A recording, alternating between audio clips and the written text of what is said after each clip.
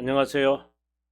이것이 신앙고백이다의 시리즈 7권 중 첫 번째 책, 벨지카 신앙고백서 8항 첫 번째 시간입니다. 주제는 한 본질과 구별된 새 위격에 관한 이야기입니다. 아마 이 제목을 보고도 여러분들 삼위일체에 관한 강의구나를 아실 겁니다.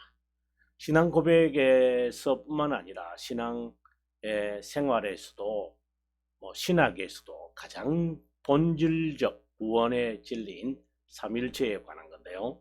오늘부터 여러분들에게 강의하도록 하겠습니다. 자, 그러면 먼저 본문을 읽어보도록 하죠. 본문의 내용입니다. 한 본질, 영어에 보시면 God is one in essence, yet nevertheless distinguished in three persons 라고 되어 있습니다. 동그라미 1번을 읽습니다. 하나님에 관한 이 진리와 이 말씀에 따라 우리가 믿는 것은 벨지카의 독특한 표현이죠. 믿는 것은 하나님은 단일한 본질이신 유일무이한 분이고, 우리가 1항에서 우리가 보았던 표현입니다. 그죠? 그 본질 안에 비공유적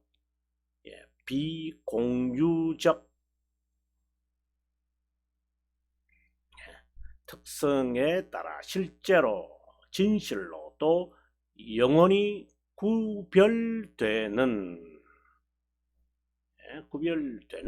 새 위격적 아버지, 아들, 성령 하나님이신 하나님이 계신다 라고 하는 겁니다. 자, 그러면 두 번째 동그라미 2번으로 갑니다. 아버지는 가시적이고 불가시적 만물의 원인, 기원과 시작이고, 아들은 아버지의 말씀, 지혜와 형상이고, 성령은 아버지와 아들에게서 나오는 영원한 권능이다. 상당히 중요한 이야기를 제가 설명하면서 하겠습니다만은 굉장히 중요한 이야기를 하고 있습니다. 그런데 이 하나님은 이 구별로 인해 세 분으로 구분되지 않는다. 그 이유는 아버지, 아들과 성령이 자신의 고유한 특성으로 구별된 자신의 인격을 지닌 것을 성경이 우리에게 가르치기 때문이다. 결국 성경은 새 위격이 유일무이한 하나님이 심을 가르친다. 그리하여 사본입니다. 분명한 것은 아버지는 아들이 아니고 아들은 아버지가 아니고, 이처럼 성령은 아버지와 아들이 아니라는 것이다. 그런데도 구별된 위격은 계속해서 지금 구별이라고 하는 말이 나옵니다. 나뉘지도 않고 혼합되어 섞이지도 않는다. 그 이유는 아버지와 나 성령은 육체를 입지 않았고 오직 아들만 입기 때문이다.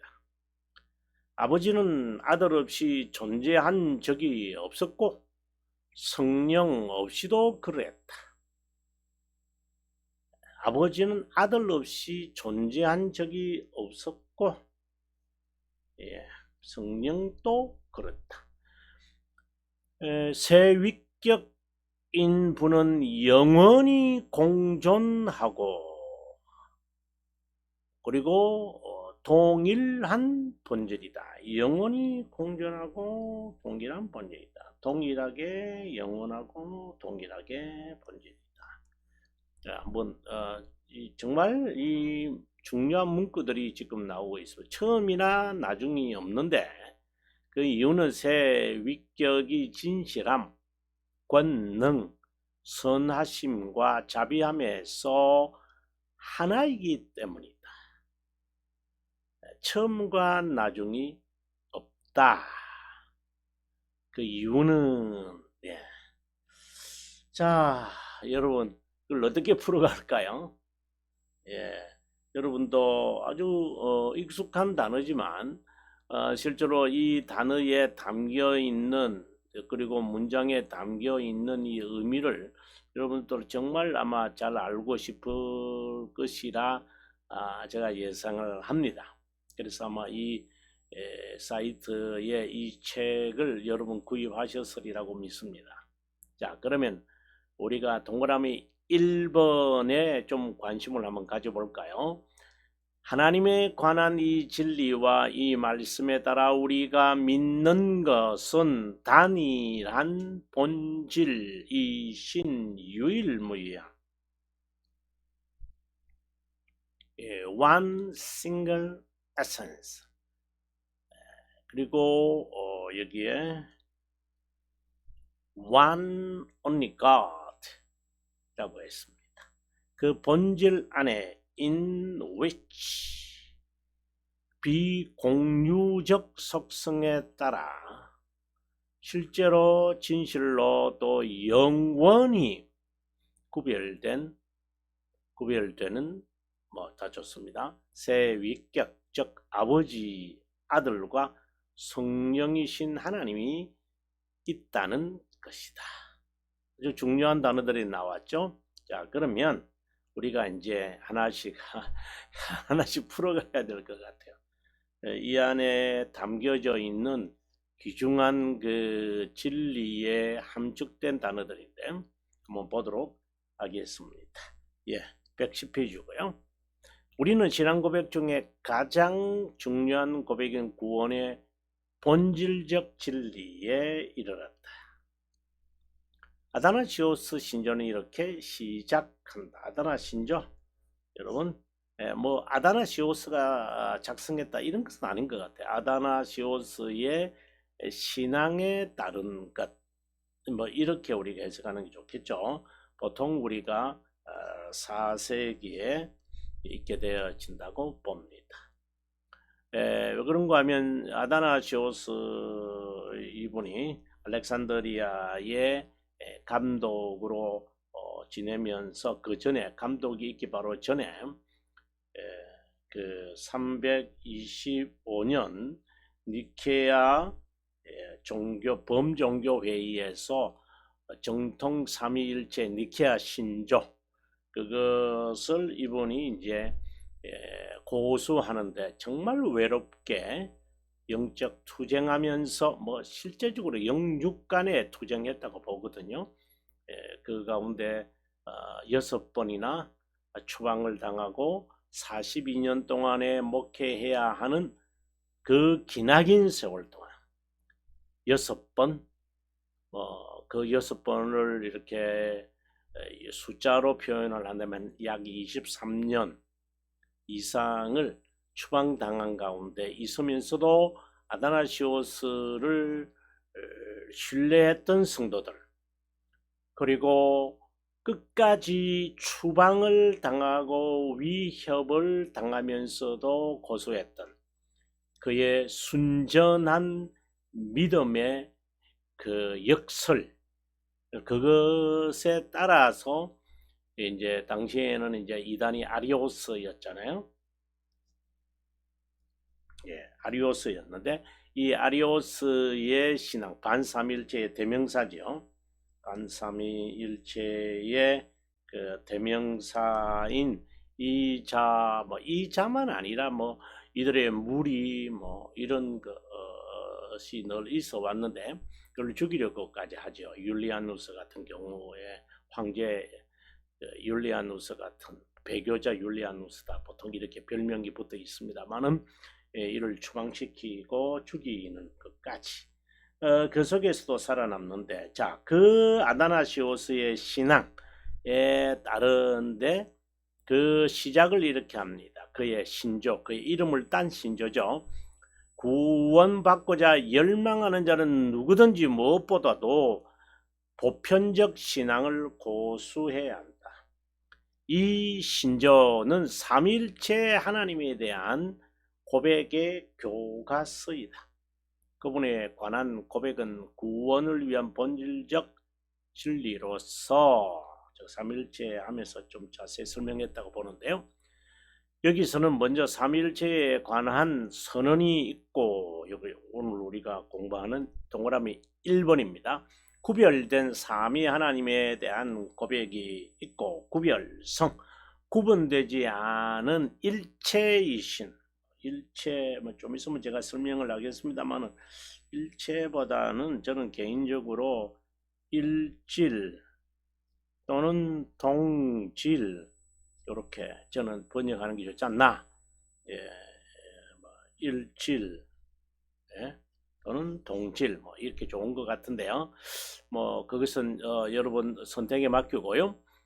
이어서 구별된 세 위격에 관한 고백이 있고, 좀 긴 내용이었죠. 세 위격의 관계에 관해 고백을 하고, 관계라는 말이 또 매우 중요하거든요. 나중에 이제 칼빈 선생의 기독교 강요를 보면서 이 답은 우리가 찾아가야 될 것 같아요. 삼일체 하나님의 속성에 관해 고백하면서 우리가 일반적으로 하나님이라 고백할 때 어떤 의미로 해석하고 수용하고 있는지에 대해 선명하게 밝히고 있다. 우리는 이 고백을 파악하기 위해 매우 중요한 신학 용어들에 익숙해야 하고 성경적 설명에 귀를 기울여야 한다. 아다나시오스는 현재 사용하는 신앙 용어의 시작이기도 하고, 삼일천 논쟁에서 니케아 정통신앙을 세우신 분이 교부 아타나시오스이기 때문이다. 얼마나 중요했으면 그의 이름을 따라 신조 이름을 붙였을까. 자, 그리고 각각 신앙 용어가 우리의 신앙 고백서에서 어떻게 역할하며 그 요소들에 어떻게 적용되는지 파악하는 것은 중요하다. 무턱대고 고백서를 강해하려고 조직신학적으로 저는 매우 조심스럽게 봅니다. 신앙 고백이라고 하는 이게 신앙 고백서, 그 Confession of Faith라고 하잖아요. Confession of Faith. 이 말이 조직 신학적으로만 systematic theology라는 쪽에 그 전물이다. 조직 신학적으로 해석해야 된다. 또 이런 그 망상이 있는 것 같아요. 그래서 지금 이제 신학을 배우고 이제 신학적 접근을 하거든요. 제가 늘 주장하지만 신앙교리는 신학적 입장과 더 중요한 것은 신앙의 입장이에요. 여러분. 그래서 칼빈 선생의 기독교 강요를 이해하려면 조직신학 아주 중요한 거죠. 조직신학, 역사신학, 성경신학, 그 다음에 실천신학, 이러한 네 가지가 같이 컴비네이션이 이루어져서 이것이 이제 기독교 강요로 갑니다, 여러분. 그래서 기독교 강요가 어렵다는 겁니다. 어느 한 측면에서 조직신학 각자가 할 수 있는 거다 천만에요. 이 전체를 다 할 수 있어야 됩니다. 그래서 이제 이게 어려운, 저도 어려운 걸 제가 했다 이 말을 하려는 게 아니라 어렵다라고 생각이 드는 것이죠. 자, 아무튼 조직신학적으로만 접근하면 안 된다. 그 말을 제가 하고 싶은 겁니다. 교인은 나름대로 해석하고 난 뒤에 보고 싶은 부분만은 볼 것이기 때문이다. 자, 계속해서 봅니다. 벨지카 신앙, 벨지카 일항은 삼위일체에 대한 서론적 지식, 우리가 일항에서 충분히 제가 그 말을 했다고 보는데요. 신앙고백서 벨지카, 신앙고백서라는 것은 이제 WCF, 웨스트민스터 신앙고백서를 말하죠. 그 다음에 세 가지 교리문답서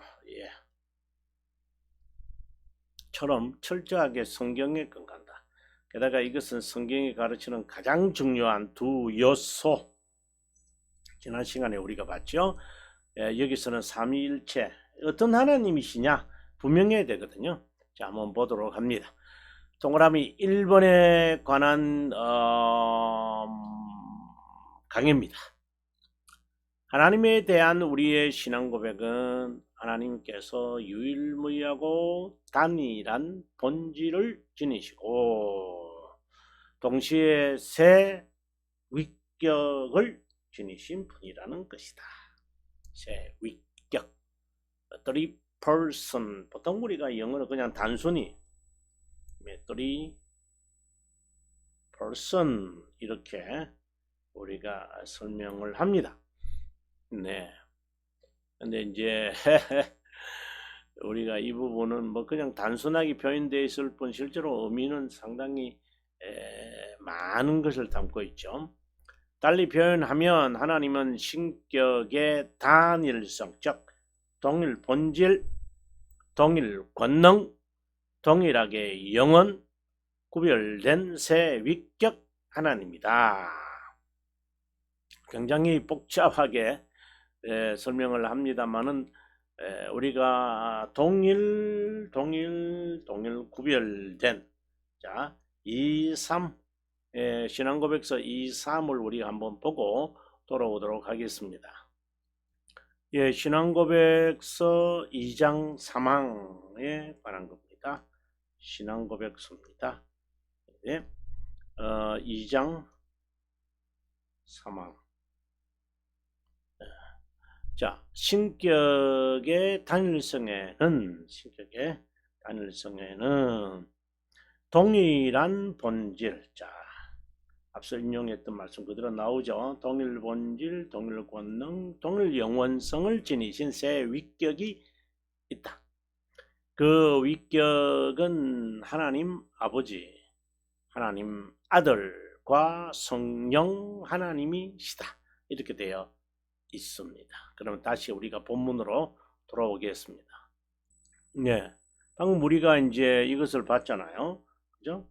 이 부분 여러분 기억해 주시고요. 그 위격은 아버지, 아들과 성령으로 구별된다.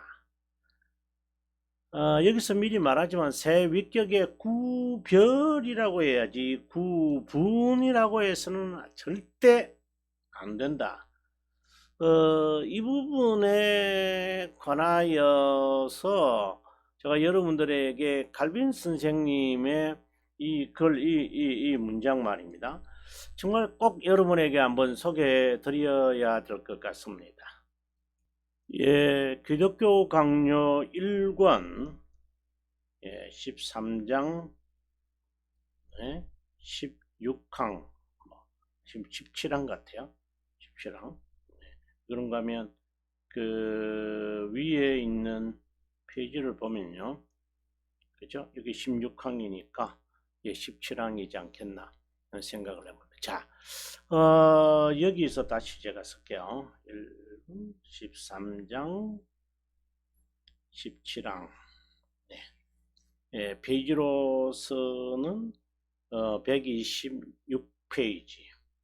제 책입니다. 여러분 126페이지. 요번에 이 책을 여러분 참고하셔야만 될 것으로 봅니다. 자, 한번 읽어보겠습니다. 성경은 성부와 말씀과 성령 간에 어떤 구별이 있다고 말한다. 이렇게 이야기를 합니다. 하지만 그 신비의 중대성을 논할 때 그분이 택하신 것으로 반드시 존경과 건전함을 가질 것을 우리에게 기억시키고 있다. 거룩한 삼위일체를 묵상할 때 우리는 분할이란 지금 오늘 우리가 보고자 하는 거죠. 단일분이라는 생각을 가지고 일체, 단일하다고 생각하지 말아야 한다. 성부, 성자, 성령을 단일성 내에 구분된 구분이 아니다. 바로 분할도 아니다. 이 말이죠. 분할도 아니고 구분도 아니다. 구별된 이름으로 생각해야 한다. 구별이란 특성의 구별이다. 특성의 구별이다. 이 특성의 구별이다. 말하는 특성이라는 것이 이제 property라는 말이거든요. 이거 참 하나씩 제가 설명해 드리겠습니다. property. 구분이 아닙니다. 구별되지 않았다면은 이렇게 말합니다. 같은 의미로 그리스도는 자신을 증거하는 다른 분이 있다고 말씀하실 때 자신을 성부와 구별시키고 있습니다. 성부는 말씀에 의해 모든 것을 만드셨다고 합니다. 성부께서 말씀과 구별된 분이 아니었다면 이것은 불가능했을 겁니다. 성부와 함께 창조하셨다? 그럼 우리는 생각할 때 이것을 구분 이래 버리거든요. 안 된다 말이에요. 구별이다 이 말.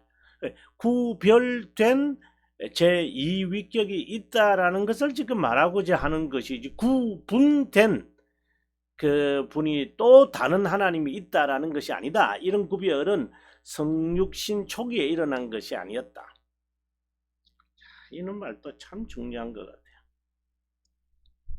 이거는 시간을 이제 시간 속에서 주님이 오셔서 성부와 성자가 구별된 거다. 아니다. 이거 영원에서 이루어진 거다. 영원에서 이루어졌다. 이 말도 상당히 좀 부족한 단어지만 어쨌든 영원이라는 그 시간의 차원이 아닌 데서 이루어진 것이다. 이전에 독생자는 성부의 품에 계셨음이 분명하기 때문이다. 그리스도는 성령께서 성부로부터 나오신다고 말씀할 때 성령과 성부 간의 구별됨을 암시한다. 다른 보혜사를 보낼 것이라고 생각하실 때도 다른 분으로 성령에 대해 말씀하시면서 구별을 지금 이야기하는 것이지 구분된 다른 성령 하나님을 보내겠다고 한 게 아니다라고 지금 구별이라고 하는 이 단어를 칼빈 선생이 매우 중요하게 다루고 있습니다. 그 구별에 대하여 이제 이렇게 말합니다. 상당히 중요해서 여러분 신앙고백에서 공부하다가 갑자기 기독교 강요 온 것 같은 느낌인데, 구별에 대해서 어떻게 구별할까요? 행동의 시작, 이거는 우리가 동그라미 2번에 나오는 내용인데요. 그 벨지카 신앙고백서 8항 동그라미 2번에 나오는 겁니다. 모든 기반에 이제 이런 면에서 제가 여러분들에게 기독교 강요가 이제 신앙고백서의 해석의 참고서라기보다는 오리지널이죠. 행동의 시작이고 기반과 규원이고, 성자는 지략, 지혜, 모든 만물의 질서 있는 배분이고, 성령은 활동의 에너지와 효력이라 할 수 있다. 성부의 영원성이 성자와 성령의 영원성이지만 정말 이 턴을 짓잖아요.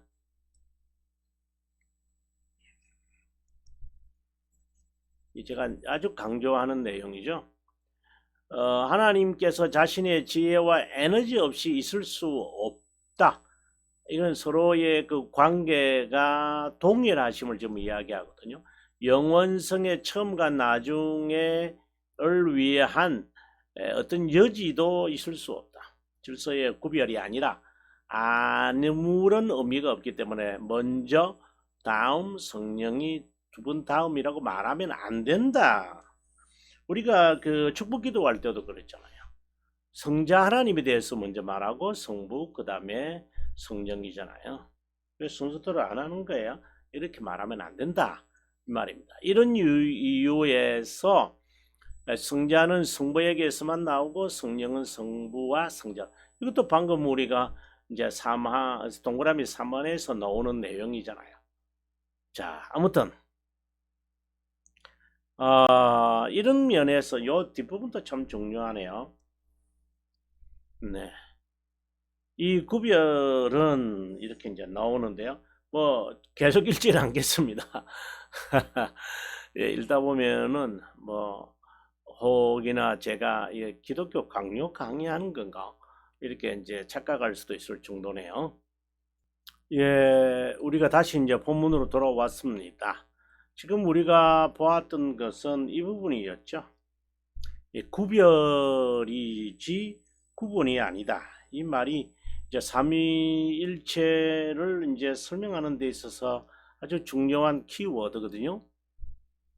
자, 알지 못해서 그 단어를 사용했거나 배우지 못해서 그렇게 설명한 것은 용서받을 수 있으나 의도적으로 행했다면 심각한 영적 질병에 앓는 자이다. 이랬습니다. 그 다음 페이지로 갑니다. 예, 여기가 112페이지니까 113페이지 되겠죠. 자, 하나님이 한 분이라고 말할 때 본질이 동일하다는 이 말이 아주 중요한 거죠. 그래서 제가 아니 제가 말하는 게 아니고 동일 본질이라고 신앙 고백서가 말하고 있는 거죠. 그래서 제가 삼위일체라는 말보다도 동질 또는 일질 이렇게 하는 것이 낫다. 삼위동질. 네, 훨씬 어감이 좋지 않습니까? 예, 하나님에게 새 위격이라고 할 때는 새 위격이 서로 예, 구별. 그래서 본질에서는 동일하고 여기 있는 말 그대로입니다. 뭐 제가 덧붙이는 게 아닙니다. 그리고 위격에서는 구별된다. 이게 삼위일체에 대한 아주 단순한 표현이라는 게 이제 어울린지 모르겠지만 그런데 철학 용어들을 이제 사용합니다. 이것도 좀 중요한 개념이죠. 예, 철학 용어를 이제 써서 사람들에게 설득 이해시키는 게 좋다 이 말인데 바로 본질이라고 하는 이 말 그리고 본체라고 하는 말 이 본질이라고 하는 게 방금 말했던 우리가 그 일체라고 말할 때 예, 동일 본질 그래서 제가 지금 일체라고 하니까 이것은 위격을 말하잖아요. 그래서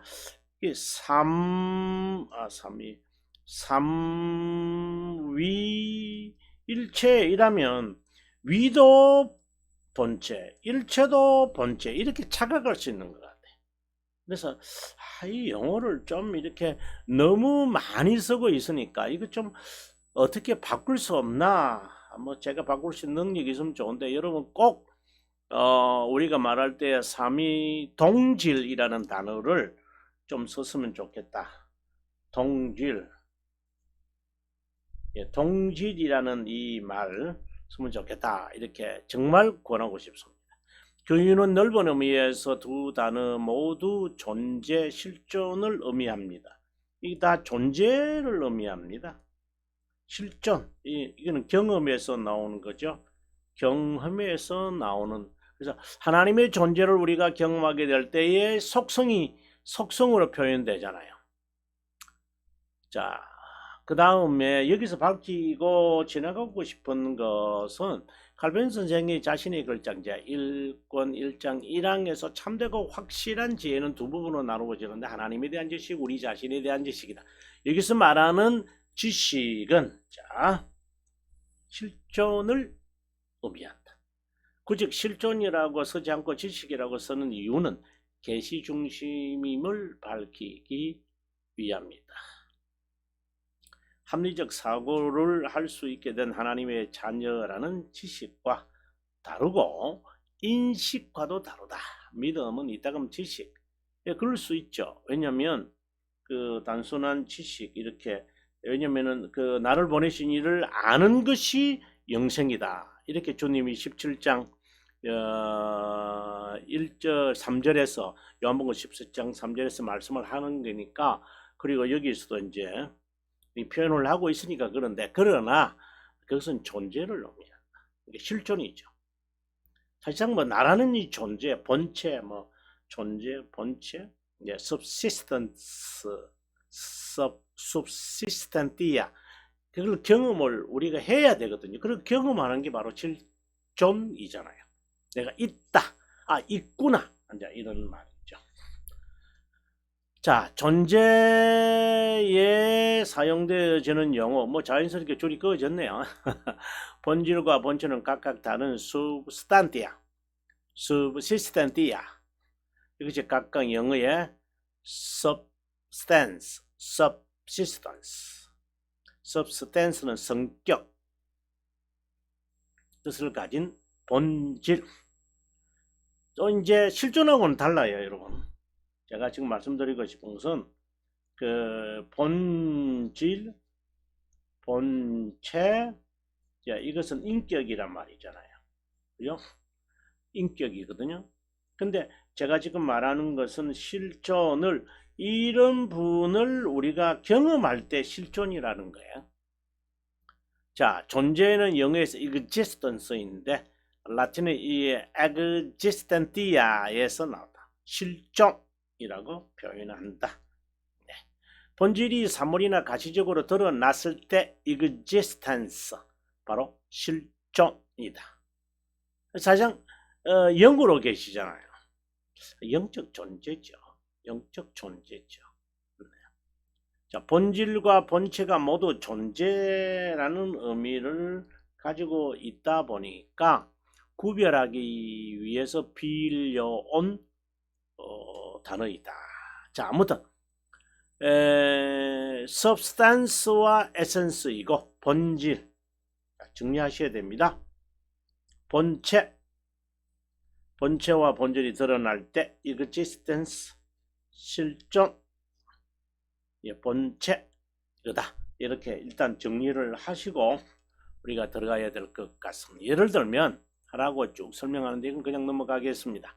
근데 어려운 설명은 본질에 관한 것보다 본체에 관한 거다. 왜냐면 본체, 이게 이제 그 위격이거든요. 삼위.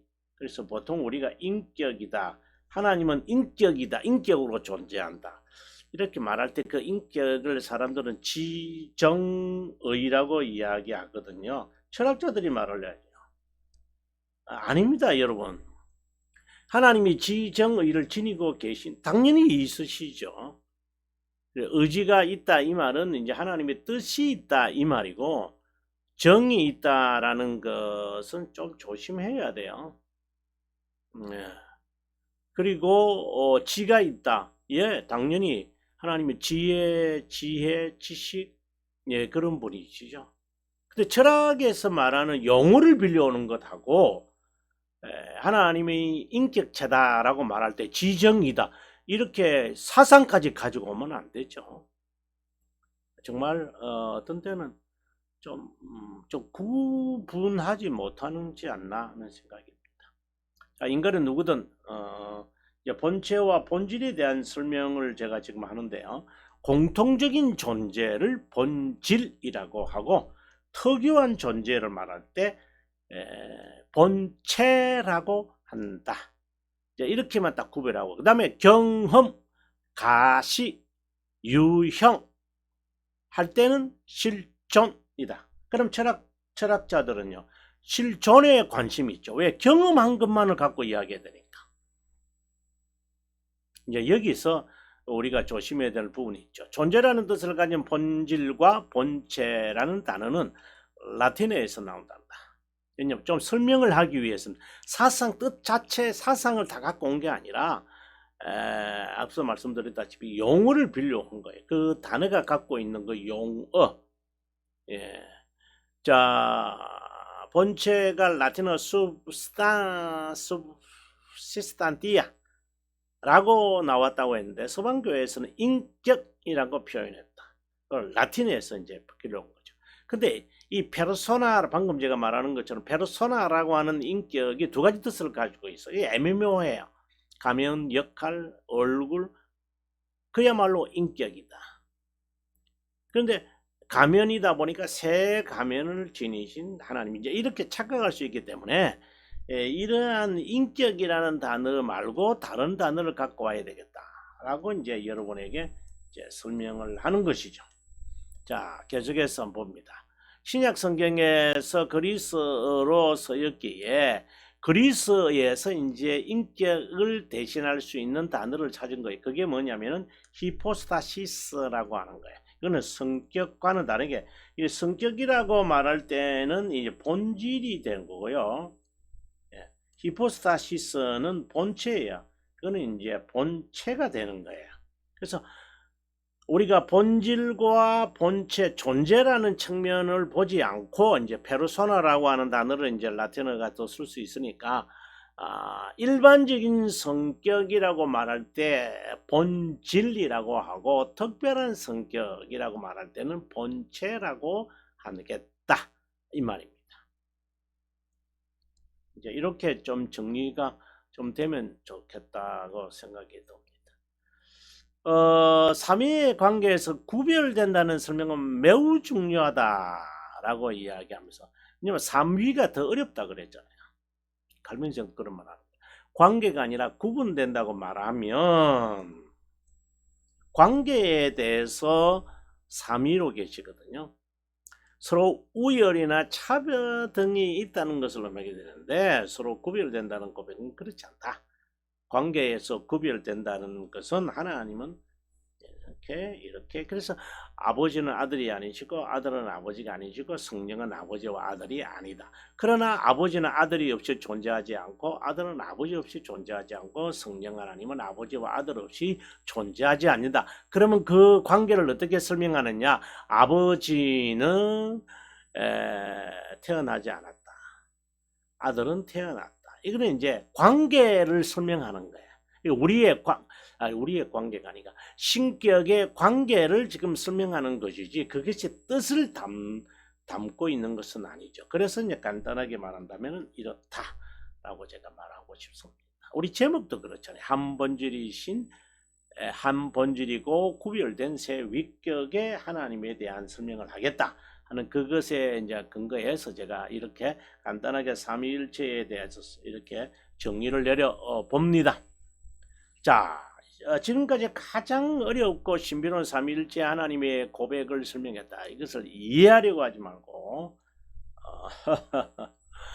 예, 믿고 고백하는, 이제 그 안셀무스 이제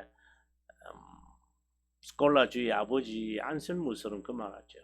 나는 이해하기 위해서 믿겠습니다 라고 했는데, 저는 이해하려고 하지 마라, 설명하라, 이렇게 저는, 이건 이제 제가 이제 표현하는 건데요. 맞죠? 이해하려고 하지 말고 설명해라. 하나님에 대해서는 설명하는 것이 이해하는 것이 아니라, 그분의 사역을 통해 이제 조금 이해할 수 있을 수 있다. 그러니까 사역을 통해 이해할 수 있다. 이거는 우리가 구황 설명을 하면서 이 이야기를 아마 우리가 해야 될 것 같아요. 여기서 다 말할 수는 없고요. 자, 끝으로 여기서 끝으로 삼위일체의 요청에도 관심을 가졌으면 한다. 성부 성장론은 제가 이제 아주 자세하게 설명하기 위해서 나온 건데요. 성부라는 용어 대신에 하나님 아버지라는 말이 더 맞지 않는가? 성자라는 말보다는 the God the Son, 그리고 성령이라고 할 때는 그대로 표현하는 것이 좋겠다.